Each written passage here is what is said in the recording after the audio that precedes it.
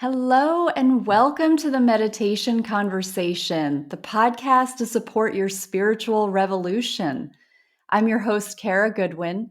Stay up to date with the latest releases of the Meditation Conversation by following me on Instagram at Kara_Goodwin_meditation. And today, I'm so excited to have Teresa Bruni joining. Teresa is genuinely passionate about healing, and she's a spiritual warrior who assists individuals in breaking through obstacles that prevent them from living life to the fullest. She believes that everyone deserves healing on the physical, emotional, and spiritual levels, resulting in an abundant and fulfilled life. She is a healer and founder of Less Fear, More Flow, which is an alternative mind, body, spirit healing practice. And she hosts live interviews on LinkedIn, of which I was honored to participate recently. So, welcome, Teresa. I'm so glad to have you here. Thank you, Kara. It's an honor to be here. So, let's start by talking about how you got on the path of alternative health. Well, that happened with my own health crisis. And I have been fully recovered for over 20 years now. Um, Making a long story short, the doctors couldn't get me well.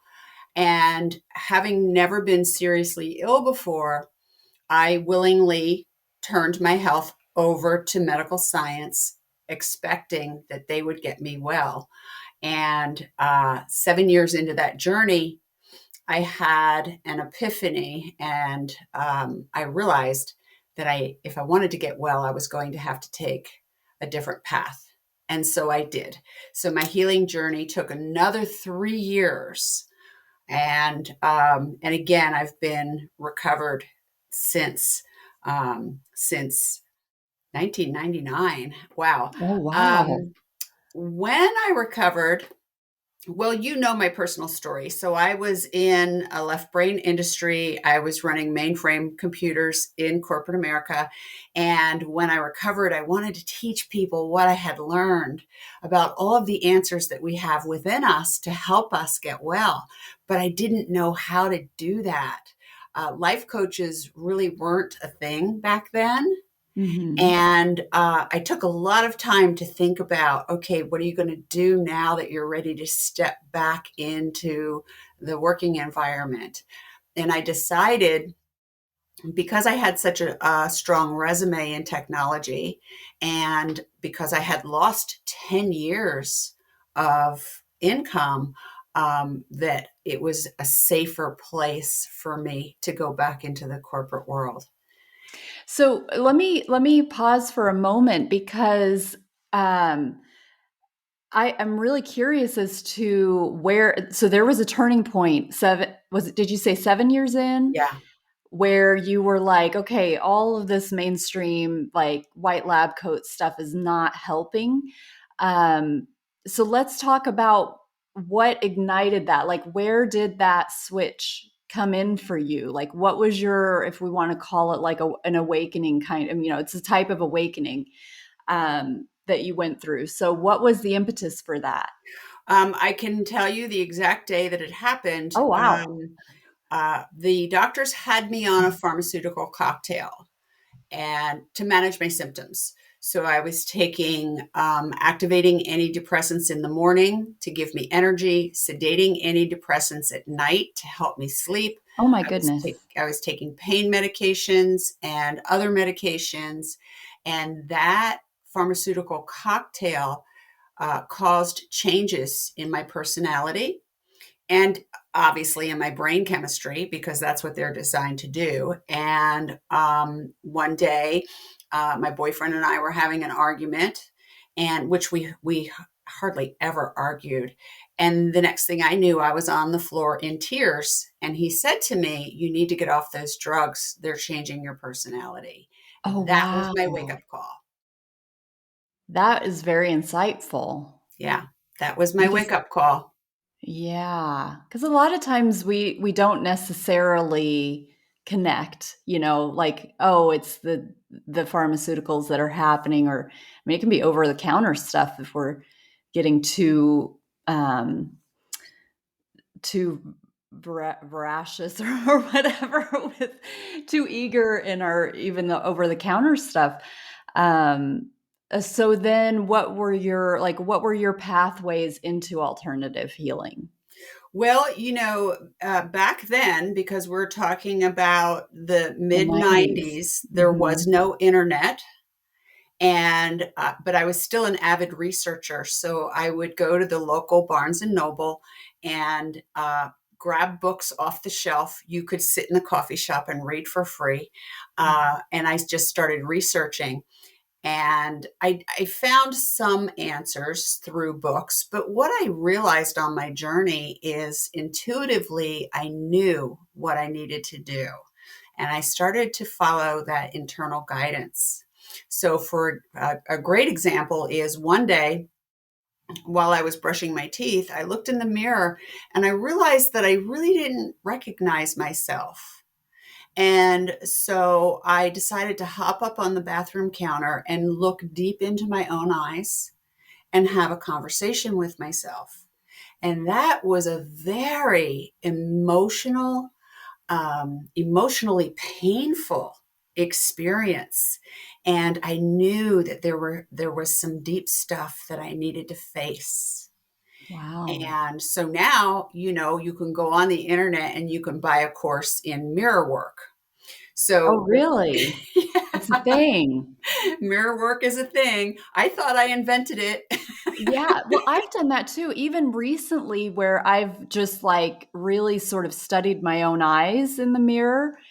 Um, so, yeah, and it was completely organic. It was just Yeah. similar thing, like brushing the teeth or whatever, like, I'm just washing my hands or something, and then it's, like, really kind of connecting with the eyes kinda thing. Yeah, and looking deep into your own soul. Yeah. And what was especially difficult for me to do is to tell myself, I love you, you matter, you're worthy. Wow. So that's one example of what I discovered just by turning within. And Wow. I did clean my system out of all the drugs.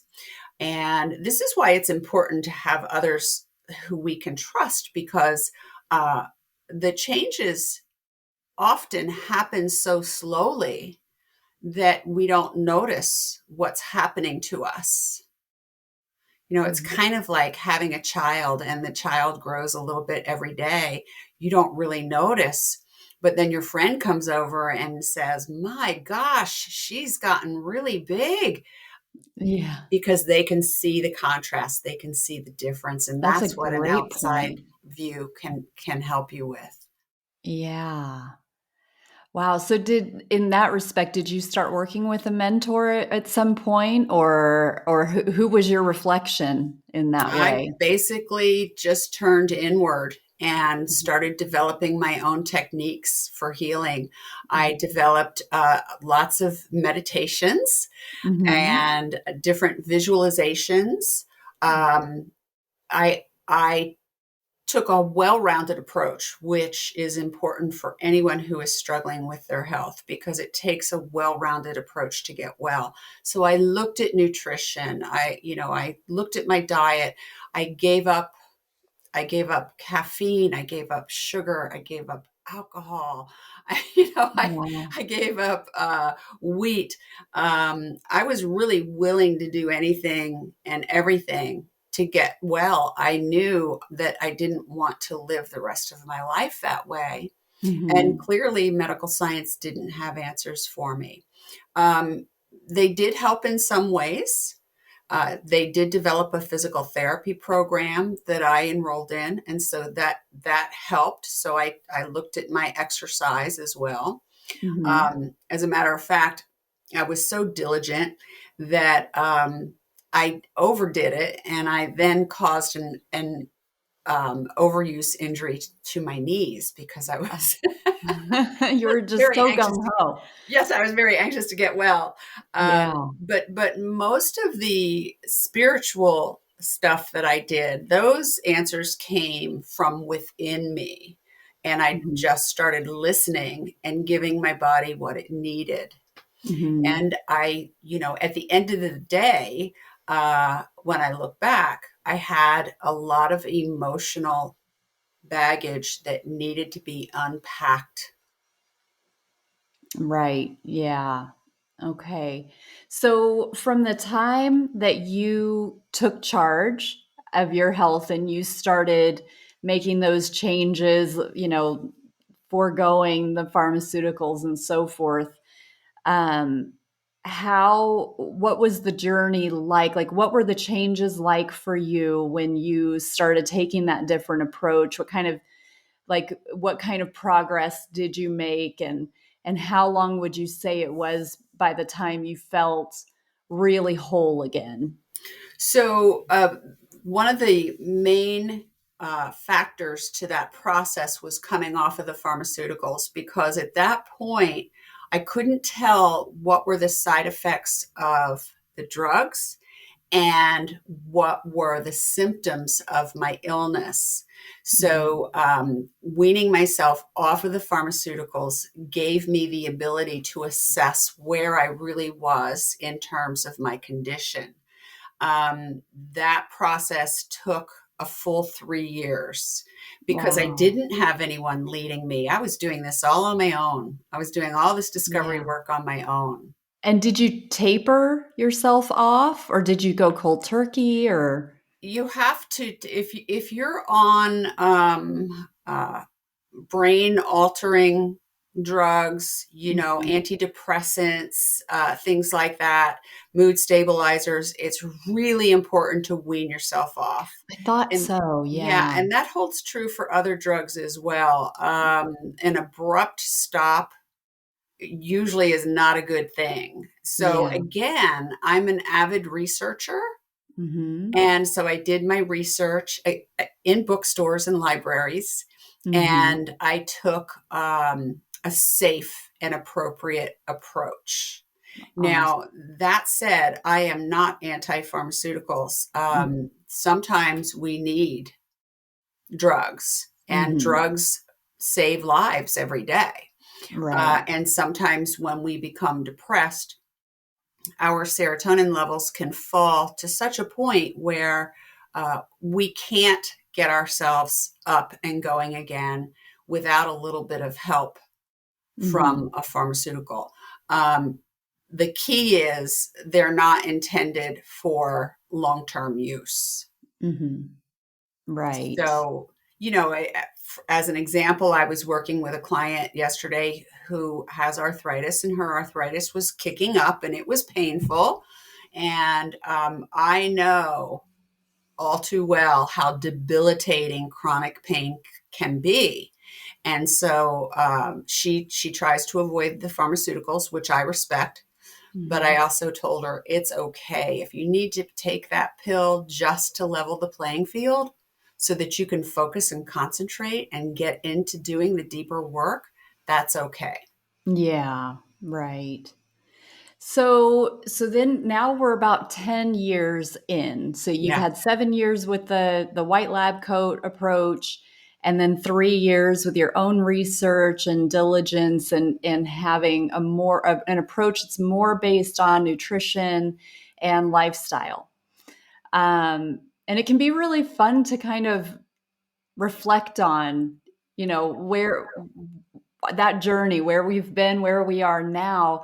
You started to talk about how you started, you were in this IT career, and you had like a very corporate life.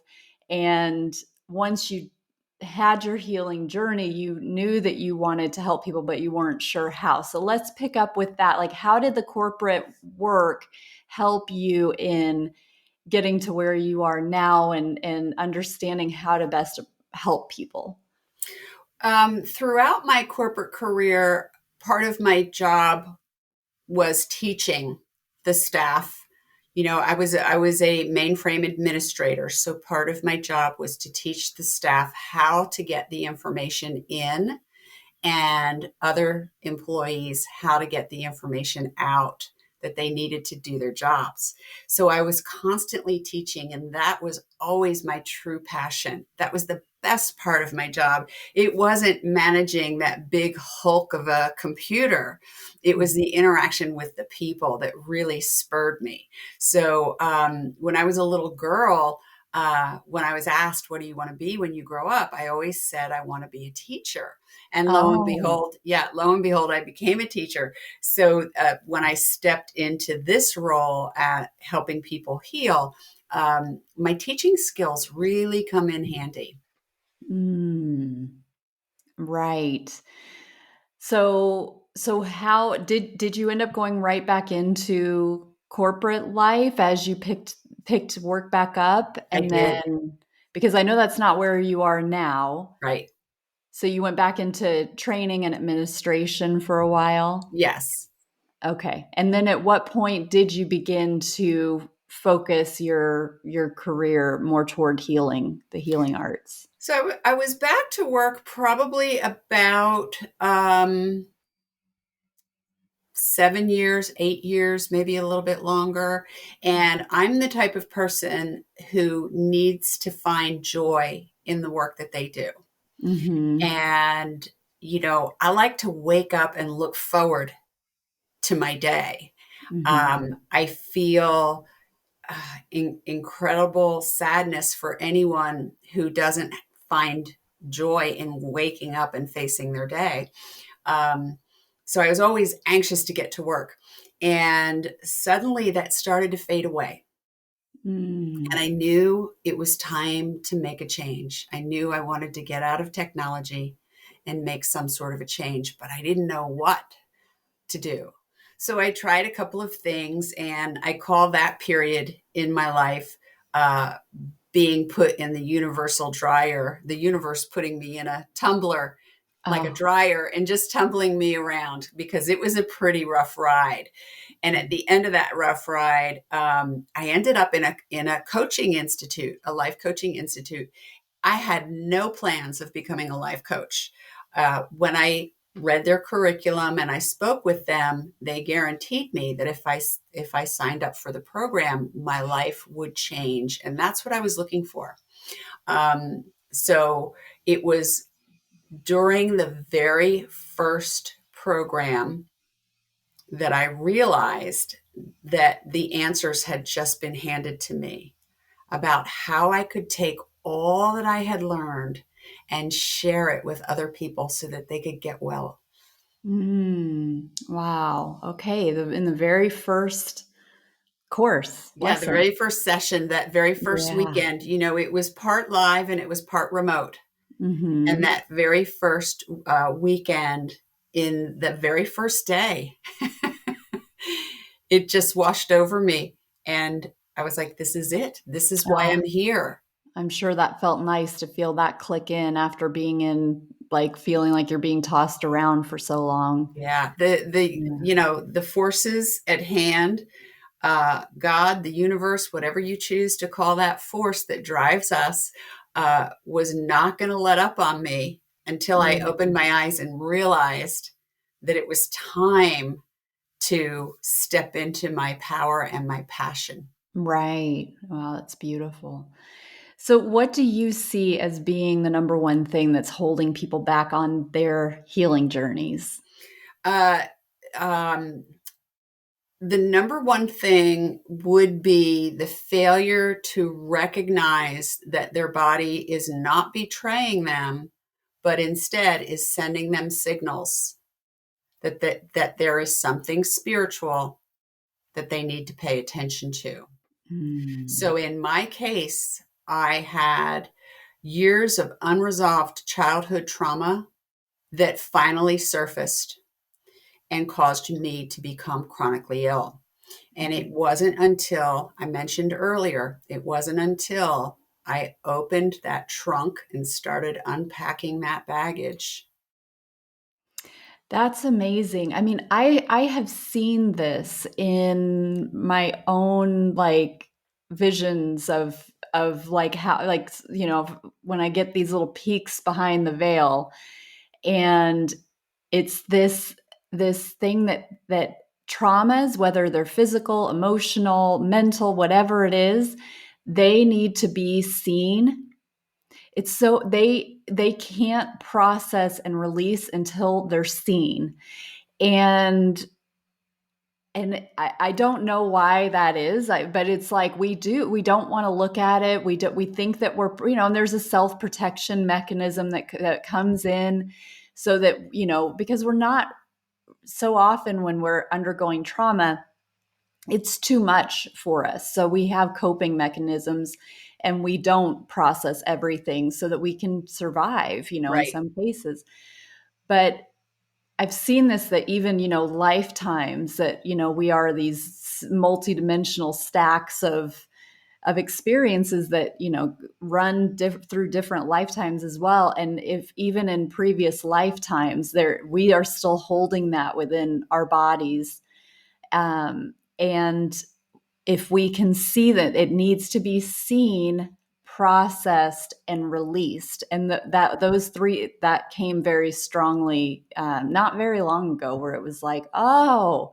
And then once it's like, once it's seen, it can be like, and even from like a dense, like packed energy, like storage of, okay, this is where this is landing in the body. It's just stuck there, but like once it is seen, then it can kind of start to open up and breathe, and then ultimately be processed and released, and not affect us anymore. And it works through all those layers: physical, emotional, mental, and of course spiritual too. So And you are dead on, because no one teaches us how to process. Most of us are taught to stuff it. mhm, Big girls don't cry, especially big boys don't cry. mhm, Get over it. All these messages that we get, we're never taught how to process our emotions. And many of us who were traumatized as children, we don't even realize that there was another way. And right. and what I discovered for me as a spiritual being, um, when this is how it happened for me, and I think it happens for most people. So when you are living in an abusive household and you're a toddler and you're wanting that love from the adults in the household, but you're not getting it, you think, well, there must be something wrong with me. And so you start to turn off that inner guidance system, because it can't possibly be right if you're going to survive. And so you spend a lifetime turning off all those internal messages and ignoring them. Mhm. And it's not until you can get to a place where you can recognize them and, like you said, release them, that they kind of get balled up in the body. It reminds me of a book that I read. It's called The Body Keeps the Score, and it's all about trauma, Mhm. childhood trauma, adult trauma, military trauma, and Mhm. the body keeps the score. So you can darn well bet that your body's going to keep the score. Um, Many of us take our bodies for granted. We take, we try to take good care of ourselves, but we don't really appreciate the intelligence that our body has. And that's Right. where we miss the mark. Yes. So one of the modalities that I use in my practice is called Psyche, and the philosophy in Psyche is the symptoms are the messenger, don't kill the messenger. So the minute you start throwing pharmaceuticals at the messages, we can no longer work with those messages. Yep.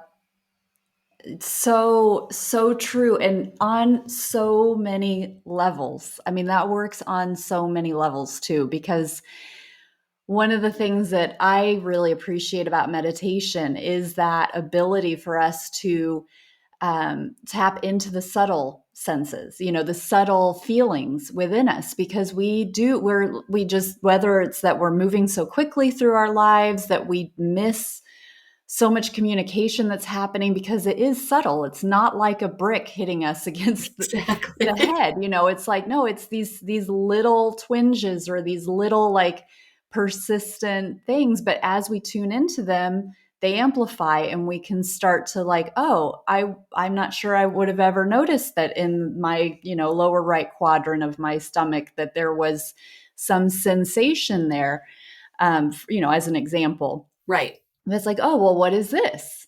What is that trying to tell me? Or what needs to be released there? What is this information that's there?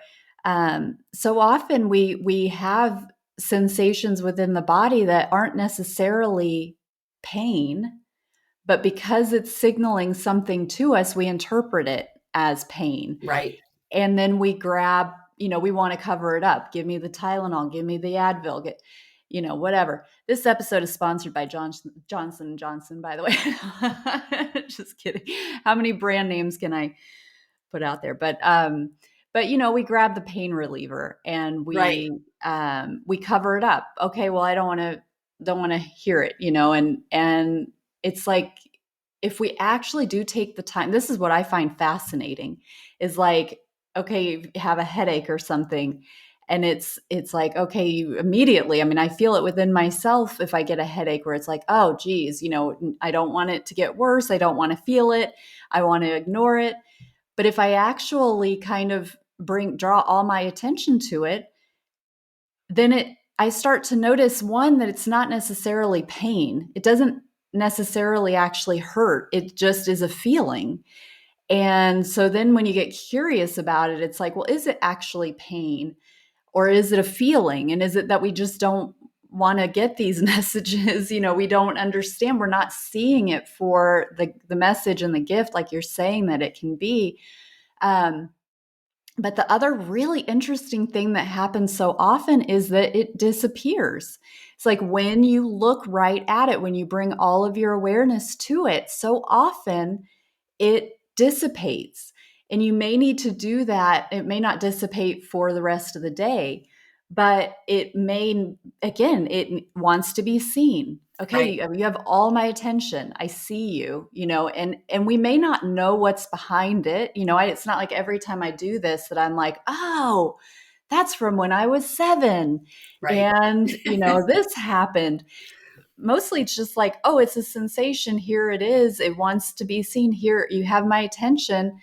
And then I can't find it anymore, because sometimes we don't need the story. It's sometimes it is just an energetic thing that needs to come in, that needs to be processed, but we don't necessarily benefit from going back into the mental state of it, of like bringing in the mental body of, okay, here's where that is, and what that comes from, and all of that. But Yes, I agree. And that's another area where no one teaches us how to listen to our bodies.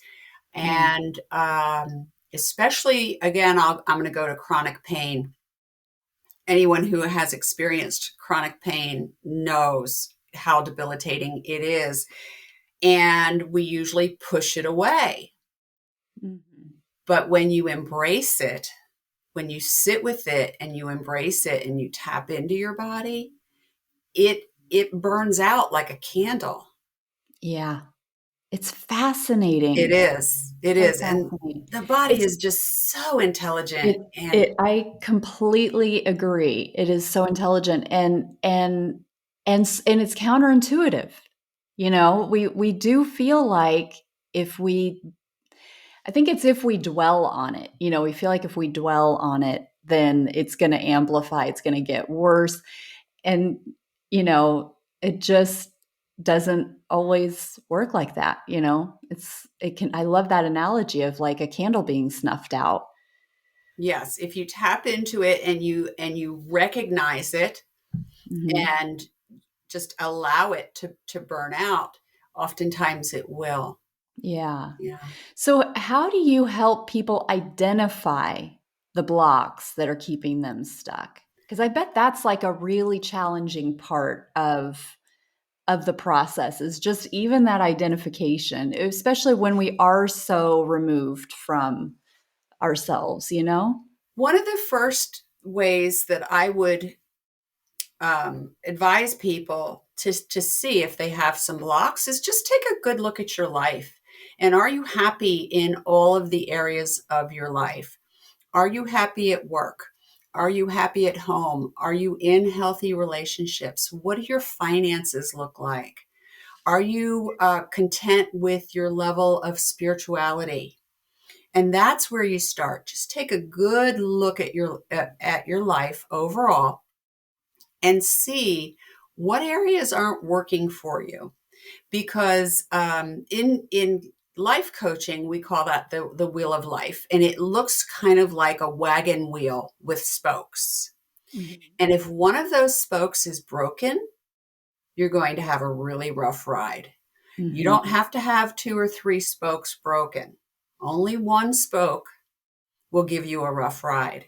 And then that will tend to transition through the other areas of your life and eventually begin to break down your health. Mm. So that's one way. When someone comes to me, I'm a highly intuitive listener. So I listen to both what they tell me and what they're not telling me. Mm. And I have to I really have to be grateful for my gift of intuition.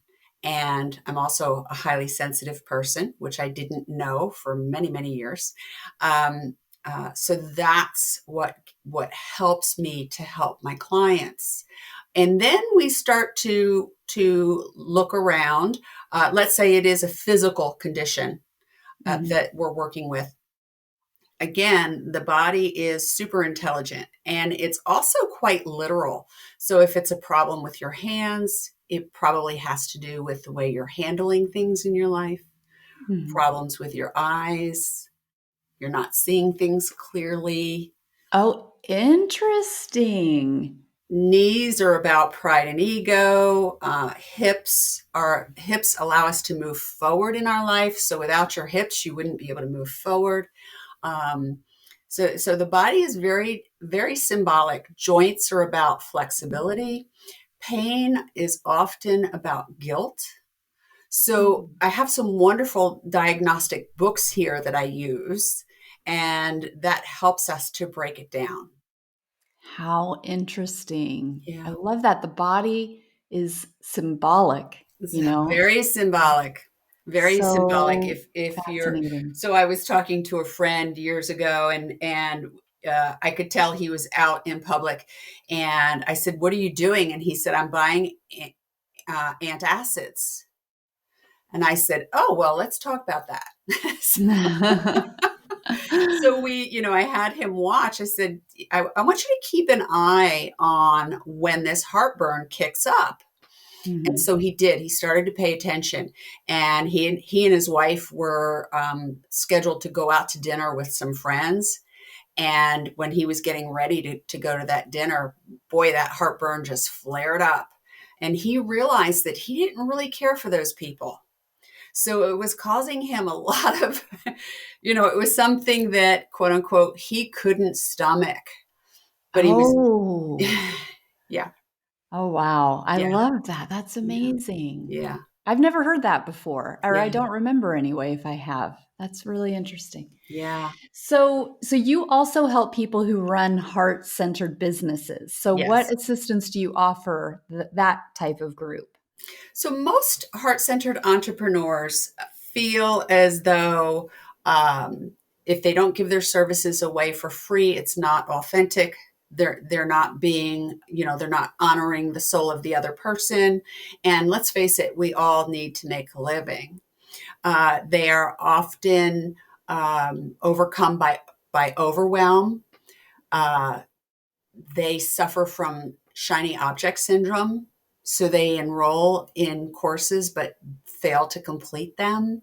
Um, and they often have self esteem issues that more than likely came from past lives where they might have Mhm. been, a healer in a past life and they were persecuted for their gifts.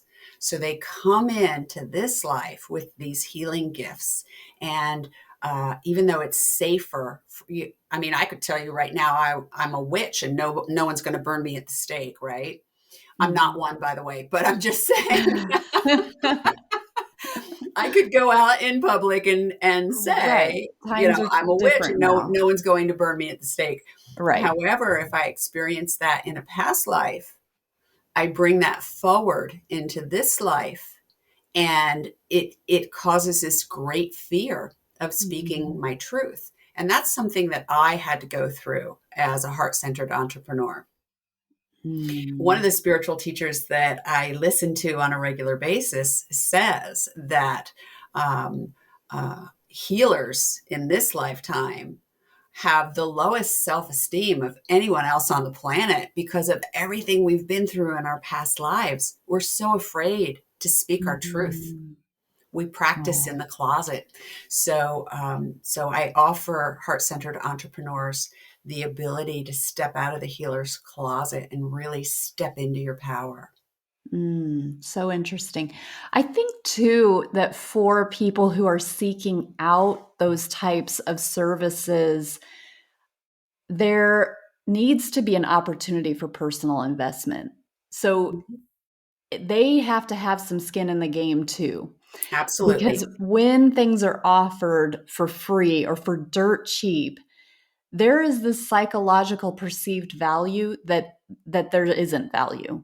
Exactly. And I mean, this somebody made the point to me, a little while ago about the iPhone. What is the cost of the creation of an iPhone? It is not hundreds and hundreds of dollars. Like that is a perceived value Right. that we place on it, and we cherish it because it is, I mean, we cherish it for a lot of reasons, but one of which being, it's not $5. It's Right. not, it's we invest in it to a certain extent, and why should something so dear to us, such as like coming into wholeness, coming into our, coming into healing, coming into higher, connection with a much deeper part of ourselves, which is going to give us more joy, so much more purpose, where we actually have a greater understanding of why we're here rather than being in the cosmic tumbler, of like, well, what's Exactly. life throwing at me now? But rather like, oh, I'm here for a purpose.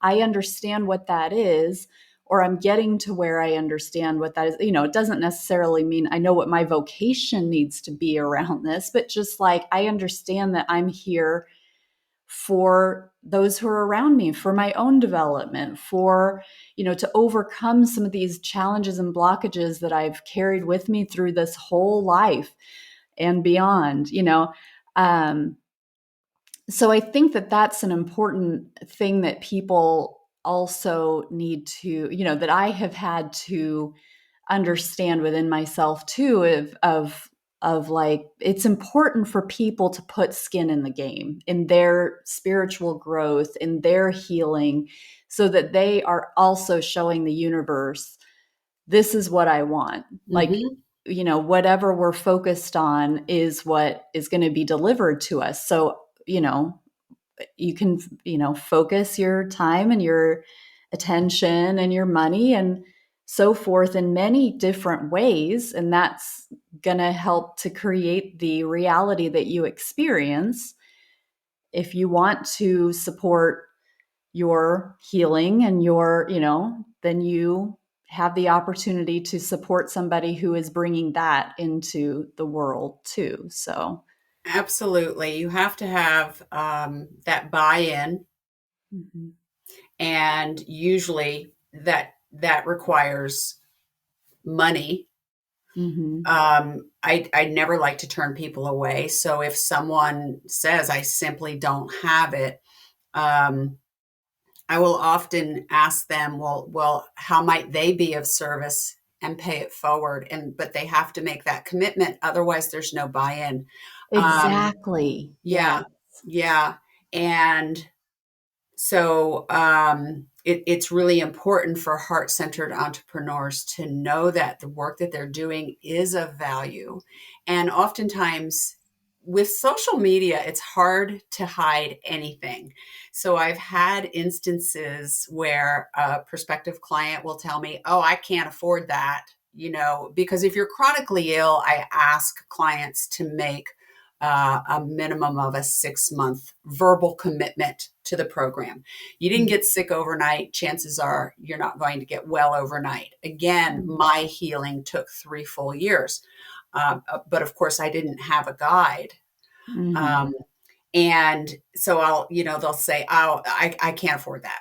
And then I'll see on social media that they flew off to Sweden, or, they bought a big screen TV. So it's about your values Yeah, and what's important to you. And if you want to exactly. continue to try to sedate your illness with vacations and television and fine wines, then you're just not ready to heal.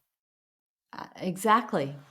Exactly. It is what are you willing to work on? Where do you want to focus? And when the time comes that you're ready to focus, then that's when it will be the right time. It's not Yeah. about like judgment or anything, but it's No. just you have the opportunity to invest in you in different ways, and what is your priority, you Yeah. know? I agree. There is no judgment. When you're Mhm. ready, you're ready. Hey, look, I got stuck in the system for 7 years, and you know the saying, when the student is ready, the teacher will Teacher. appear. So Right. we're all on our own journey, and we're all working things out at our own pace. And Mhm. so you're right, there is no judgment. But when you're ready, you will find the money. You will find a way to pay for it. Right. And it's always a good idea to look at return on investment. Mhm.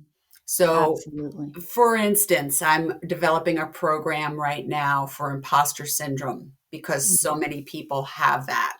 And so, what's the return on investment? How much more money will you be able to make if you can conquer your imposter syndrome? Yeah. Right, right, absolutely. Yeah. Well, tell us how people can find out more about you and the programs that you're offering. Yeah, so the easiest way to find me is at my website, teresabruni.com.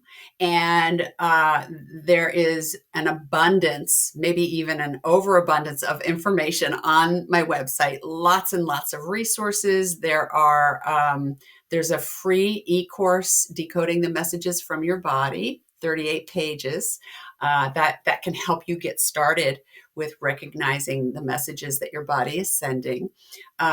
There's a recommended reading list, and anyone who wants to contact me can go to the contact form and send me an email from there. Wonderful. Well, thank you so much, Teresa. Thank you for being here. Thank you for all of the work that you're doing and the journey that you've had. It's really been a joy to connect with you again. I'm so happy that we connected, and know that I honor and appreciate your work as well, because I know how valuable it is. Oh, thank you so much.